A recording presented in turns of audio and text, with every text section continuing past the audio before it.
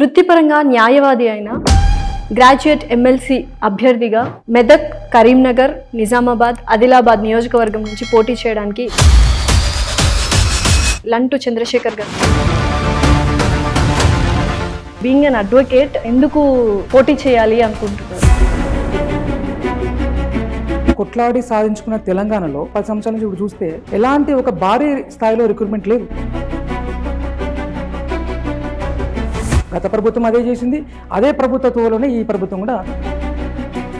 Serial number కూడా వచ్చేసింది 10. అయితే మీ ప్రత్యర్థులు పలుకుబడిలో కానీ డబ్బులో కానీ చాలా బలమైన వాళ్ళు, మీరు సామాన్య ప్రజలు.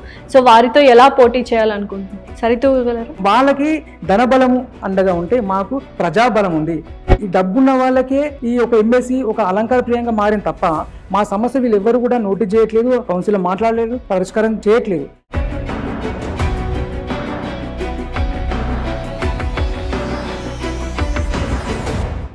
హాయ్, హలో, నమస్తే, వెల్కమ్ టు అవర్ ఛానల్. వృత్తిపరంగా న్యాయవాది అయిన గ్రాడ్యుయేట్ ఎమ్మెల్సీ అభ్యర్థిగా మెదక్, కరీంనగర్, నిజామాబాద్, ఆదిలాబాద్ నియోజకవర్గం నుంచి పోటీ చేయడానికి లంటు చంద్రశేఖర్ గారు రెడీగా ఉన్నారు. సో ఆయనతో మనం మాట్లాడి అసలు ఎందుకు పోటీ చేయాలనుకుంటున్నారు అడిగి తెలుసుకుందాం. నమస్కారం చంద్రశేఖర్ గారు. First of all congratulations, serial number కూడా వచ్చేసింది 10. సో ఏంటి అసలు ఎందుకు బీయింగ్ అన్ అడ్వకేట్ ఎందుకు పోటీ చేయాలి అనుకుంటున్నారు? ముందుగా ధన్యవాదాలు. మెదక్, నిజామాబాద్, ఆదిలాబాద్, కరీంనగర్ ఉమ్మడి జిల్లాల పట్టభద్రుల నియోజకవర్గం నుంచి నేను కంటెస్ట్ చేస్తున్నాను. సీరియల్ నెంబర్ 10 కూడా వచ్చింది. సో మేము ఒక న్యాయవాది వృత్తిలో ఉంటూ ఈ రాజకీయాల్లోకి ఎందుకు అంటే ఈ యొక్క పట్టభద్రుల కోసం, వాళ్ళ సంక్షేమం కోసం, ఈ యొక్క ఉన్నటువంటి వాళ్ళ సమస్యలని కౌన్సిల్లో పరిష్కరించే దిశగా మాకున్న ఏకైక ఆపర్చునిటీ ఇది. మా పట్టభద్రుల తరపున మా అందరి అంటే పట్టభద్రులు అంటే దీంట్లో ఒక నిరుద్యోగులు వస్తారు, పీజీ స్టూడెంట్స్ వస్తారు, ప్రైవేట్ టీచర్స్ వస్తారు, దాని తర్వాత అడ్వకేట్స్ వస్తారు, డాక్టర్స్ వస్తారు. సో ఇట్లా అన్ని ప్రొఫెషనల్కి సంబంధించిన వాళ్ళందరూ ఉంటారు. ఇప్పుడు టీచర్స్ అంటే టీచర్స్ ఎమ్మెల్సీకి మాట్లాడడానికే కౌన్సిల్లో ఓన్లీ సపరేట్గా టీచర్స్ ఎమ్మెల్సీ ఉంది. కానీ కౌన్సిల్లో మా సమస్యలు పరిష్కరించే విధంగా ఏ ఒక్క గత ఎమ్మెల్సీ నాయకులు కూడా మా సమస్యల్ని ఈ కౌన్సిల్లో పరిష్కరించే విధంగా మాట్లాడలేకపోతున్నారు, దాంట్లో విఫలమయ్యారు. సో మేమే స్వయాన ఈసారి నిరుద్యోగుల పక్షాన, టీచర్స్ పక్షాన వీళ్ళందరి ఇష్యూస్ని అక్కడ చర్చించి వీళ్ళ జీవితాలను నిర్ణయించేటువంటి కౌన్సిల్లో మాకు మా విధానాలకు, మా సౌకర్యాలు, మా సంక్షేమం గురించి ఎవరు కూడా పట్టించుకోవట్లేదు. కాబట్టి మేమే ఈసారి ఈ పట్టభద్రుల ఎన్నికల్లో స్వయాన దిగాం. ఖచ్చితంగా మా అందరి సహకారంతో మేము ముందుకెళ్తాం. సో ఇష్యూస్ అని అడ్రస్ చేశారు కదా, మీరు తెలుసుకున్న ఇష్యూస్ ఏంటి? ఫర్ ఎగ్జాంపుల్ ఇప్పుడు తెలంగాణ కొట్లాడి సాధించుకున్న తెలంగాణలో గత 10 సంవత్సరాల నుంచి ఇప్పుడు చూస్తే ఎలాంటి ఒక భారీ స్థాయిలో రిక్రూట్మెంట్ లేదు.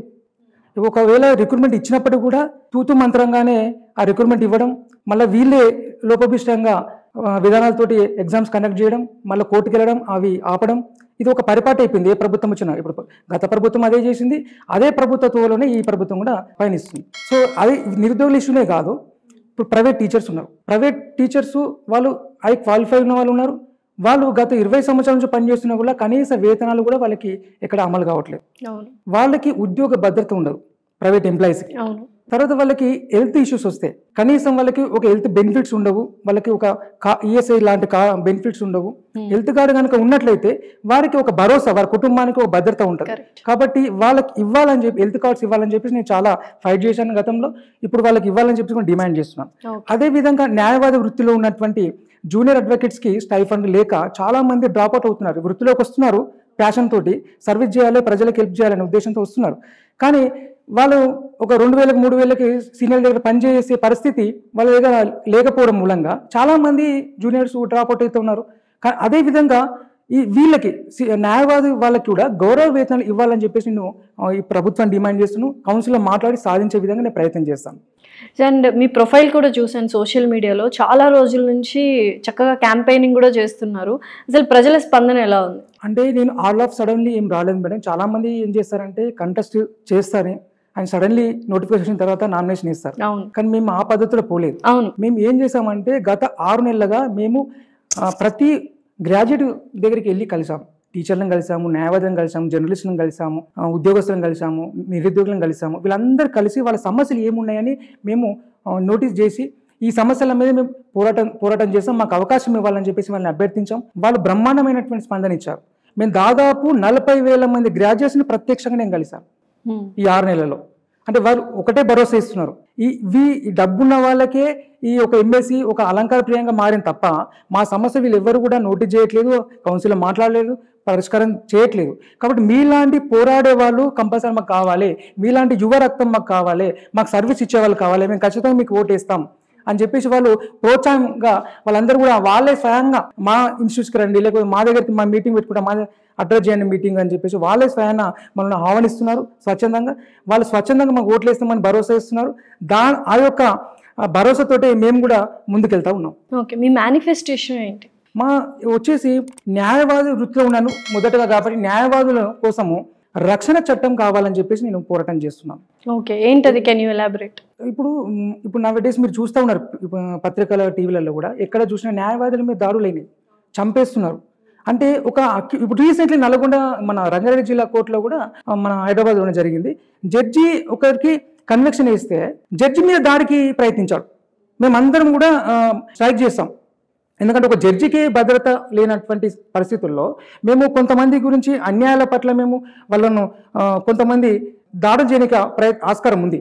ఇప్పుడు మేము న్యాయం కోసం నిలబడ్డప్పుడు తప్పు చేసేవాడు వేరే బ్యాక్గ్రౌండ్ తోటి న్యాయవాదిని బెదిరించడం కావచ్చు, లేకపోతే వినకపోతే వాళ్ళ మనుషులతోటి దాడులు చేపించేవి ఎన్నో మనం వీడియోలు ఇప్పుడు నెట్లో చూస్తూ ఉన్నాము. అలాగే సంఘటనలు జరుగుతూ ఉన్నాయి. మేము ఎప్పటికీ నెలకొకసారి మేము అబ్స్టాండ్ చేయాల్సి వస్తుంది కోర్టులో, ఎందుకంటే ఈ విధంగా దాడులు ఈ మధ్య పెరిగిపోయినాయి. కాబట్టి ఈ న్యాయవాద రక్షణ చట్టం కోసం మేము ప్రయత్నం చేస్తాం.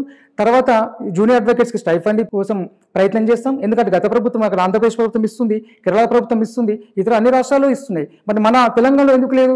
ఈ ధనవంత కలిగినటువంటి తెలంగాణ రాష్ట్రంలో న్యాయవాదులకు గౌరవ వేతనం ఇవ్వాల్సిన అవసరం ఉంది. అదేవిధంగా జర్నలిస్టులకి వాళ్ళకి అక్రిడిటేషన్స్ కొన్ని ప్రొవైడ్ చేయట్లేదు. దాని తర్వాత జర్నలిస్టులకి ఒక హెల్త్ కార్డులు లేవు, వాళ్ళకి ఇళ్ల స్థలాలు లేవు. సో వాటిని మీద నేను ప్రశ్నిస్తా, వాటిని పరిష్కరించే విధంగా నేను చూస్తాను. టీచర్లు కూడా వాళ్ళ కనీస వేతనం అమలయ్యే విధంగా నేను ప్రయత్నం చేస్తాను. టీచర్లకి ఉద్యోగ భద్రత కోసం పనిచేస్తాను, వాళ్ళకి హెల్త్ కార్డ్స్ ఇప్పిస్తాను. తర్వాత ప్రైవేట్ ఉద్యోగస్తులు ఉన్నారు ఎవరైతే ఉన్నారో వాళ్ళకు కొంతమంది కాంట్రాక్ట్ బేస్డ్ ఉన్న ప్రభుత్వంలో తీసుకున్నటువంటి శాఖలలో వారిని పర్మిట్ చేసే విధంగా, రెగ్యులరైజేషన్ చేసే విధంగా కూడా మేము ప్రయత్నం చేస్తాం. సో ఎన్నో సోషల్ సర్వీసెస్ కూడా చేశాను అని చెప్తున్నారు, అండ్ మేము కూడా ఆల్రెడీ మీ మీడియాలో చూసాం. సోషల్ మీడియాలో ఎందుకు చేయాల్సి వచ్చింది సోషల్ సర్వీస్? దాని వెనకాల ఉన్న ఇన్స్పిరేషన్ ఎవరు? నా ఇన్స్పిరేషన్ మొదట మా తల్లిదండ్రులు, మా అమ్మ నాన్న నాకు నేర్పినటువంటి నైతిక విలువలతో కూడిన సంస్కారం కావచ్చు. దాని తర్వాత నేను విద్యార్థి దశ నుంచి నేను అనేక కార్యక్రమాలు చేశాను. విద్యార్థి 9th క్లాస్లో ఉన్నప్పుడే నేను మా ఊర్లో బస్సు సౌకర్యం లేదని చెప్పి చాలామంది విద్యార్థులు చదువు దూరం అయిపోతారని చెప్పేసి అందరినీ ఆర్గనైజేషన్ చేసి ఫైట్ చేసి బస్సు సౌకర్యం 9th క్లాస్లోనే నేను ఒక బస్సు సౌకర్యం మా ఊరికి సాధించగలిగాను. ఇంటర్మీడియట్ డిగ్రీలో కూడా జిల్లా స్థాయిలో, రాష్ట్ర స్థాయిలో విద్యార్థి నాయకునిగా వివిధ విద్యార్థి స్థాయిలో నేను పనిచేశాను విద్యార్థి సంఘాల్లో. అప్పుడు కొన్ని వేల మందికి నేను స్కాలర్షిప్ల విషయంలో హెల్ప్ చేశాను. కొన్ని వందల మంది ప్రైవేట్ స్కూల్ కాలేజీలో చదువుతామంటే ఫీజు మేనేజ్మెంట్తో మాట్లాడి ఫీజులు తక్కువ చేయించాను. పట్టణచేరు ఏరియాలో ఒక ప్రభుత్వ డిగ్రీ కాలేజ్ కావాలని చెప్పేసి కూడా అప్పట్లోనే 2009లోనే మేము కొట్లాడి దానికి ఒక జేఏసీ పెట్టి కొట్లాడి వైఎస్ రాజశేఖర రెడ్డి దగ్గరికి వెళ్ళి మేము రిపిటేషన్ ఇచ్చి ఆ కాలేజీని సాధించాం. స్థానిక ఎమ్మెల్యేతో కూడా మాట్లాడి అంటే ఒక డిగ్రీ కాలేజ్ సాధించాం. అదేవిధంగా చాలా ఇష్యూస్ ఉన్నాయి. నేను హాస్టల్స్లలో యాత్ర చేశాను. హాస్టల్స్లలో ఉన్న సమస్యల గురించి ప్రభుత్వం దృష్టికి తీసుకువెళ్ళాను. హాస్టల్లో పురుగులు అన్నం పెట్టేవాళ్ళు, అప్పుడు కాస్మెటిక్ ఛార్జెస్ పెంచేవాళ్ళు కాదు. కాబట్టి వీళ్ళందరూ రేట్లు పెంచాలని చెప్పేసి మేము జిల్లా స్థాయిలోనే అప్పట్లోనే నేను అనేక పోరాటాలు చేసి గవర్నమెంట్తోని కొట్లాడి అనేక సమస్యలు పరిష్కరించగలిగాను. దాని తర్వాత స్కాలర్షిప్ అంశంలో 2009లోనే స్కాలర్షిప్ ఇష్యూస్ మీద రాష్ట్ర వ్యాప్తంగా మేము పెద్ద ఎత్తున ఉద్యమం చేసి ఉంటుంది. అప్పట్లో నేను ఆమరణ నిరాహార దీక్ష కూడా నేను చేశాను ఒక విద్యార్థి సంఘం తరపున. ఆమరణ నిరాహార దీక్ష చేసి 10 రోజుల వరకు మేము ఆమరణ నిరాహార దీక్ష చేసాము. ఎలాంటి ఫుడ్ తీసుకోలేదు. దాని ఫలితమే నేను ఈ విధంగా నా బాడీ కూడా డెవలప్ కాకుండా ఉండిపోయినటువంటి 21 ఇయర్స్లోనే అనేక యాక్టివిటీస్ చేసి సమాజం కోసం ఎంతో సాక్రిఫైస్ చేశాను. లాఠీ చార్జ్ జరిగినప్పుడు దెబ్బలు తిన్నాను, అనేక పోలీస్ స్టేషన్ చుట్టూ తిరగాల్సి వచ్చింది. మా విద్యను కూడా సాక్రిఫైస్ చేసి మేము అనేక ఫైట్ చేసాం. అక్కడి నుంచి నాకు ఇంకా బలంగా నేను న్యాయవాదిని కావాలి, ఇంకా చాలామంది పేదవాళ్ళకి నేను న్యాయం అందించాలి, వాళ్ళ తరపున కొట్లాడాలనే ఒక అంశంతో అనేక వర్గాల మీద అంశాల మీద మేము ఫైట్ చేసినాం, కొన్ని సాధించినాం, కొన్ని ఇంకా పోరాడుతూ ఉన్నాం. కాబట్టి ఇదే ఇన్స్పిరేషన్ తోటి ఈ ఎన్నికల్లో మనం ఎందుకు కంటెస్ట్ చేయకూడదని మా యొక్క నిరుద్యోగులు చాలామంది కలిసి అనేక ప్రజా సంఘాలు, యువజన సంఘాలు నాకు మద్దతు ఇచ్చాయి. నాకు దాదాపు రిజిస్టర్డ్ పార్టీలు ఒక 10 పార్టీలు నాకు బీఫామ్ ఇస్తే మీరు కంటెస్ట్ చేయండి అన్న, మీరు చాలా సోషల్ వర్క్ చేస్తారు, మా పార్టీ నుంచి కంటెస్ట్ చేయండి, మేము సపోర్ట్ చేస్తామని కూడా వాళ్ళు ప్రేమపూర్వకంగా నన్ను అడగడం జరిగింది. కానీ అందులో ఒక పార్టీని నేను కూడా సెలెక్ట్ చేసుకొని నేను కూడా ఇప్పుడు ఎన్నికల్లో నేను కంటెస్ట్ చేస్తున్నాను. అయితే మీ ప్రత్యర్థులు చాలా బలమైన వాళ్ళు, పలుకుబడిలో కానీ డబ్బులో కానీ చాలా బలమైన వాళ్ళు, మీరు సామాన్య ప్రజలు, సో వారితో ఎలా పోటీ చేయాలనుకుంటున్నారు, సరితూగలరా? అవును, వాస్తవం మీరు చెప్పింది. ఎందుకంటే నా డేస్ ఏంటంటే వీళ్ళు రాజకీయాల్లో మొత్తం ధనంతో కూడిన విధంగా తయారైపోయింది. అంటే ఒక సామాన్యుడు రాజకీయాలు రావద్దు, పోటీ చేయొద్దు అనే విధంగా ఈ వాతావరణం క్రియేట్ చేసారు పొలిటికల్ పార్టీస్. వాస్తవానికి దీంట్లో అసలు పట్టభద్రులకు రాజకీయ నాయకులకు సంబంధం లేదు. ఇది పట్టభద్రులు ఒక స్వచ్ఛందంగా వాళ్ళ సంక్షేమం కోసం రాజకీయాలకు అతీతంగా ఉన్నటువంటి పోస్ట్ ఇది. దీనికి ఎలాంటి నిధులు ఇప్పుడు అందులో కూడా పొలిటికల్ నిధులు ఉండవు. అంటే కొన్ని దీంట్లో కార్పొరేట్ శక్తులు, అంటే కార్పొరేట్ సంస్థల వాళ్ళు పోటీ చేయడం, కంపెనీల అధినేతలు పోటీ చేయడం, వాళ్ళు కేవలం వాళ్ళ ధనార్జన కోసం వాళ్ళు వస్తున్నారు తప్ప వాళ్ళు ఒక ఈ పదవులని, ఎమ్మెల్సీ అనే పదవిని అనుభవించాలి, నేను చెప్పుకోవాలని, పలానా ఎమ్మెల్సీ అని ఒక చూపించుకోవాలని, ఒక షో చేయించాలని ఒక ఆలోచనతో వాళ్ళు వస్తున్నారు తప్ప నిజంగా వాళ్ళు సర్వీస్ చేయాలని, నిజంగా వాళ్ళు ఒక వీళ్ళ సంక్షేమం కోసం కొట్లాడదామని వీళ్ళు ఇప్పుడు పోటీ చేస్తున్న వీళ్ళు ఎవరు కూడా గతంలో నోటిఫికేషన్ గురించి కొట్లాడిన వాళ్ళు కాదు, ఎంప్లాయీస్ గురించి కొట్లాడిన వాళ్ళు కాదు, వాళ్ళ జీతాలు పెంచాలని కొట్లాడిన వాళ్ళు కాదు, మరి అడ్వకేట్స్ గురించి కొట్లాడిన వాళ్ళు కాదు. బట్ వారితో కలిసి పోటీ చేయడం అనేది నిజంగానే సాహసం అని చెప్పొచ్చు అంటున్నారు. మరి పోటీ చేయగలరా? ఆల్రెడీ చేస్తున్నారు. మాకు వాళ్ళకి ధనబలము అండగా ఉంటే మాకు ప్రజాబలం ఉంది. మాకు గ్రాడ్యుయేట్స్ మాకు స్వచ్ఛందంగా మాకు సపోర్ట్ చేస్తున్నారు. మేము ఈరోజు ఎంతో ఈ గ్రాడ్యుయేట్స్ 4 జిల్లాలలో మా కార్యాచరణ కొనసాగింది. మేము దాదాపు ఒక 15,000 మంది స్వచ్ఛందంగా మేము ఎన్రోల్మెంట్ చేపించాం. ఒక 40,000 మంది మేము కలిసాం. మేము మా వివిధ స్థాయిలో మాకు అన్ని జిల్లాల్లో మాకు సంబంధాలు ఉన్నాయి. అంటే నిరుద్యోగులు మాకు అన్ని జిల్లాలో మెదక్ కావచ్చు, నిజామాబాద్ కావచ్చు, ఆదిలాబాద్ కావచ్చు, కరీంనగర్ కావచ్చు, వీటి అనేక మంది ఉపాధ్యాయులతోటి, లాయర్స్, అడ్వకేట్స్ తోటి, మరియు నిరుద్యోగులతోటి, జర్నలిస్టుల సోదరులతోటి అందరితోనే మాకు సత్సంబంధాలు ఉన్నాయి. వాళ్ళందరూ కూడా స్వచ్ఛంగా మాకు సపోర్ట్ చేస్తారు. కాబట్టి ఇప్పటికీ మాకు వేరే పార్టీల నుంచి కూడా మా కార్యకర్తలకు ఫోన్లు వచ్చినాయి. ఏంటి మీరు ఈ అభ్యర్థిని ఎందుకు నిలబెడుతున్న అవసరంగా డ్రాప్ చేయొచ్చు కదా అని ఇట్లాంటి ఒక మాట్లాడారు. కానీ అట్లా ఫోన్లు వచ్చినాయి మా కార్యకర్తల కంటేనే మేము సగం విజయం సాధించినట్టే. మాకు ప్రజాబలము, మా గ్రాడ్యుయేట్స్ బలం, మాకు నిరుద్యోగులు మాకు సపోర్ట్ చేస్తారు కాబట్టి వాళ్ళు భయపడుతున్నారు కాబట్టి వాళ్ళు మాకు ఆ విధంగా మీరేమైనా అవకాశం ఉందంటే మా కార్యకర్తలు కరాఖండిగా చెప్పారు. అన్న ఆల్రెడీ అనేక ఉద్యమాలు చేశాడు, వాళ్ళ కోసం నిలబడ్డాడు, గ్రాడ్యుయేట్స్ తరపున ఖచ్చితంగా కొట్లాడతాడు కౌన్సిల్ అని చెప్పేసి నమ్మకంతో సంపూర్ణంగా వాళ్ళని తిరస్కరించాడు.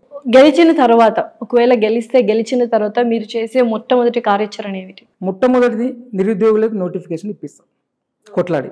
ఎందుకంటే ఆ కౌన్సిల్లో మాట్లాడాల్సిందే నిరుద్యోగుల అంశాలు, వాళ్ళ సంక్షేమం కావచ్చు, వాళ్ళకి ఉన్న బెనిఫిట్స్ కావచ్చు, వీటి గురించి మనం మాట్లాడాలి. కానీ అన్ఫార్చునేట్లీ ఏ ఎమ్మెల్సీ కూడా వీళ్ళు మాట్లాడలేదు. ఏ ఎమ్మెల్సీ అయినా గెలిచిన తర్వాత వాళ్ళు రియల్ ఎస్టేట్ వ్యాపారం చేసుకోవడమో లేకపోతే ఆ పదవిని అడ్డం పెట్టుకుని ఇంకే విధంగా సంపాదించాలని ప్రయత్నం చేస్తారు తప్ప వీళ్ళకి ఎలాంటి బెనిఫిట్స్ లేవు. వీళ్ళకి యోగక్షేమాల గురించి వాళ్ళు పట్టించుకున్న పాపాన పోలేదు. వీళ్ళ గురించి మాట్లాడడానికి వాళ్ళు ఏం ముందుకు రాకపోగా, ఎందుకు వస్తారు వాళ్ళు?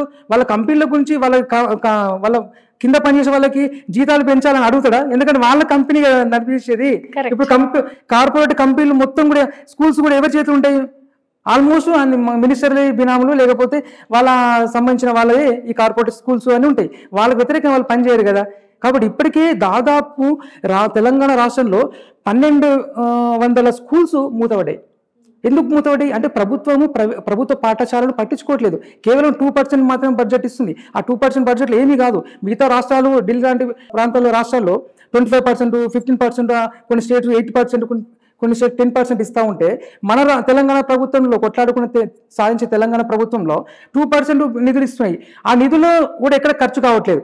దీని మూలంగా ఆ బిల్డింగ్ అని శిథిలావస్థలం కావడం కావచ్చు, విద్యార్థులు డ్రాప్అవుట్ కావడం, టీచర్స్ లేకపోవడం, ఇవంతా అల్టిమేట్గా ఇవి స్కూల్స్ లేరని చెప్పి తీసేస్తూ ఉన్నారు. అల్టిమేట్గా ఎవరికి నష్టం అవుతుంది? పేద వర్గాలు చదువుకు దూరం అవుతారు. కాబట్టి అన్ని కార్పొరేట్ అయితే అప్పుడు విద్య అనేది అందరి ద్రాక్షంగం అవుతుంది. కేవలం ధనవంతులకు మాత్రమే విద్య అంటే పరిస్థితి వస్తుంది. కాబట్టి దీని పట్ల మేము ప్రభుత్వ విద్యారంగ పరిరక్షణ కట్టుబడి ఉన్నాం. అదేవిధంగా బడ్జెట్ స్కూల్స్కి మేము కట్టుబడి ఉన్నాం. బడ్జెట్ స్కూల్స్ ఏంటంటే సేవ చేయాలని ఒక దృక్పథంతో ఒక కనీసం మినిమం ఒక ఫీజెస్ పెట్టి వాళ్ళు రన్ చేస్తూ ఉంటారు. కొంతమంది ఎంప్లాయ్మెంట్ కల్పిస్తారు. కాబట్టి మాకు అటువంటి దాంతో ప్రాబ్లం లేదు. ఎప్పుడైతే కార్పొరేట్ పాఠశాలలు వస్తాయో అప్పుడు ఇవన్నీ కూడా విని ఈ చిన్న చిన్న బడ్జెట్ స్కూల్స్ కూడా మింగేస్తుంది. ప్రభుత్వ పాఠశాలని నిర్లక్ష్యం చేస్తారు. అప్పుడు కేవలం అన్ని ఒకప్పుడు హైదరాబాద్కే పరిమితమైన పాఠశాలలు ఈరోజు మారుమూల గ్రామాల్లో కూడా కార్పొరేట్ పాఠశాలలు పెట్టిరంటే దానికి కారణం ఏంది? ప్రభుత్వ నిర్లక్ష్యం కాదా? సో మీ క్యాడర్ ఎంత బలంగా ఉందని మీరు నమ్ముతున్నారు? మాకు 100% నమ్మకం ఉంది. మా క్యాడర్ అన్ని జిల్లాలో ఇంకా గ్రౌండ్ లెవెల్లో వెళ్తూ ఉన్నారు. సోషల్ మీడియాలో మేము ప్లాట్ఫామ్ చేసుకున్నాం. మేము టీవీలలో పెద్దగా మేము టీవీలో అడ్వర్టైజ్మెంట్ రాకపోవచ్చు, ఎందుకంటే మేము పెద్ద ర్యాలీలు మీటింగ్ కండక్ట్ చేయకపోవచ్చు, కానీ మేము వాళ్ళ గుండెల్లో ఉన్నాం. ఖచ్చితంగా మేము గెలుస్తామని ఖచ్చితంగా ఒక సంపూర్ణమైన విశ్వాసం నాకు ఉంది. సో ప్రజలకు ఏం చెప్పాలనుకుంటున్నారు ఈ సందర్భంగా? ముఖ్యంగా నేను గ్రాడ్యుయేట్ సోదరులందరూ కూడా నేను విజ్ఞప్తి చేస్తున్నా. మీరందరూ ఎంతోమంది నాయకులను చూసి ఉంటారు, కానీ మేము ఒక సాదా సీదాగా జీవితాన్ని గడుపుతూ మా ఇన్స్పిరేషన్ మా తల్లిదండ్రులతో పాటు వాళ్ళు ఇచ్చినటువంటి ఇన్స్పిరేషన్తో పాటు పూలే గారు, సావిత్రిబాయి, డాక్టర్ బిఆర్ అంబేద్కర్, బాబు జగజీవన్ రావు గారు, దొడ్డి కుమరయ్య వీళ్ళ ఆశయ సాధన కోసం కృషి చేస్తున్నాను. ఇంకా చెప్పాలంటే స్వామి వివేకానంద గారు, అబ్దుల్ కలాం గారి మాటలను నేను ఇన్స్పైర్ చేశాయి. మాటల పూర్వకంగానే నేను అనేక పోరాటాలు చేయడానికి మూలమైంది. ప్రతినిత్యం కూడా మేము సమాజ శ్రేయస్ కోసం మా జీవితం మొత్తం కూడా పోరాటంతో ముడిపడి ఉంది. మేము మీ పక్షాన మీ ప్రతి సమస్యలో మేము ఉన్నాం. పోరాటంలో మీ ఇష్యూలో అన్ని మేము ప్రతిరోజు నిత్యం పోరాడుతున్నట్టు మీరు వార్తల పేపర్ టీవీ చూసి ఉంటారు. కాబట్టి మాలాంటి వాళ్ళు కొట్టాడే వాళ్ళకు మీరు ఓట్లేస్తారా, లేదు ఇప్పటికిప్పటి వచ్చి కోట్లు కుమ్మరిచ్చి వాళ్ళు గెలవాలనుకునే వాళ్ళకి మీరు మద్దతు ఇస్తారా? మీరు ఆలోచించుకోవాలి. కానీ ఖచ్చితంగా పోరాడే వాళ్ళకే మీరు మద్దతు ఇస్తారని నేను నమ్ముతున్నాను. So very all the best Chandrashekar గారు. Thank you. Thank you.